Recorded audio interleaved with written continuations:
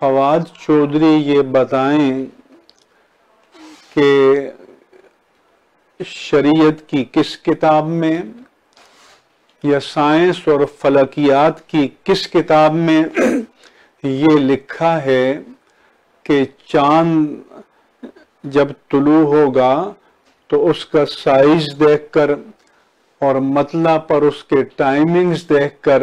اس کی تاریخ کا فیصلہ کیا جائے گا؟ فواد چودھری کا یہ انداز اور عمل جاہلانہ ہے، اس کا نہ سائنس سے کوئی تعلق ہے، اس کا نہ شریعت سے کوئی تعلق ہے۔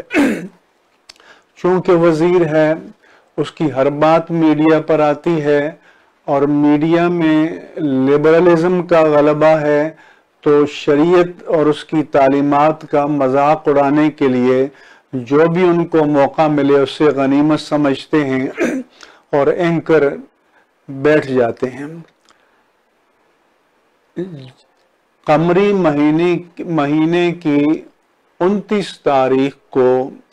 غروب آفتاب کے بعد ہلال دیکھنے کی کوشش کی جاتی ہے۔ فرض کریں کہ ہلال پیدا ہو چکا ہے،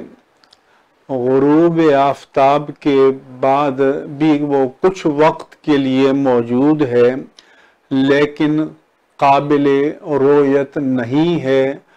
اور نظر نہیں آیا، تو اعلان کر دیا جائے گا کہ یہ مہینہ 30 کا ہے،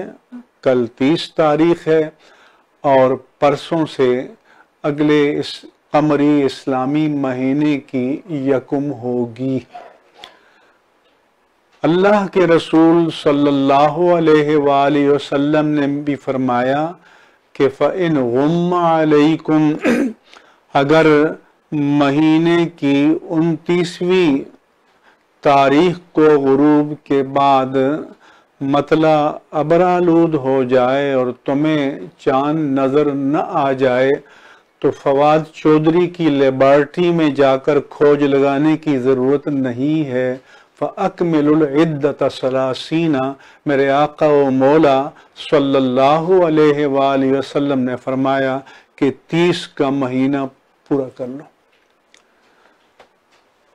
اس کے بعد میں یہ کہوں گا کہ جب 29 تاریخ کو غروب آفتاب کے بعد چاند موجود ہے کچھ وقت کے لیے لیکن قابل رؤیت نہیں ہے، نظر نہیں آیا، تو اعلان کر دیا جائے گا کہ مہینہ 30 کا ہے، لیکن اگلے دن شام کو اسی چاند کو 24 گھنٹے زندگی اور مل جائے گی۔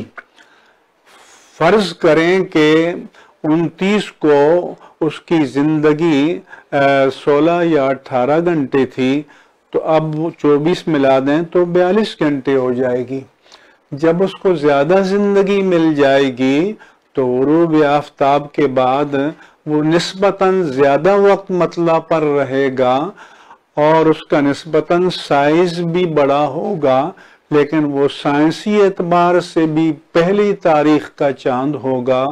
اور شرعی اعتبار سے بھی پہلی تاریخ کا چاند ہوگا۔ صحیح مسلم شریف میں حدیث ہے، حضرت عبداللہ بن عباس رضی اللہ عنہما کے پاس کچھ لوگ آئے کہ ہم نے چاند دیکھا ہے، کوئی کہتا ہے 2 تاریخ کا ہے، کوئی کہتا ہے 3 تاریخ کا ہے۔ حضرت عبداللہ بن عباس نے فرمایا کہ تم نے جس دن دیکھا ہے اسی تاریخ کا ہے اور تمہارے لیے اللہ نے اسے بڑا کر دیا، لہذا یہ چاند کا ناپ تول کرنا اور سائز اس کا ناپ تول کرنا، ٹائمنگز، یہ نہ سائنسی معیار ہے نہ شرعی معیار ہے، یہ فواد چودھری کی جہالت ہے۔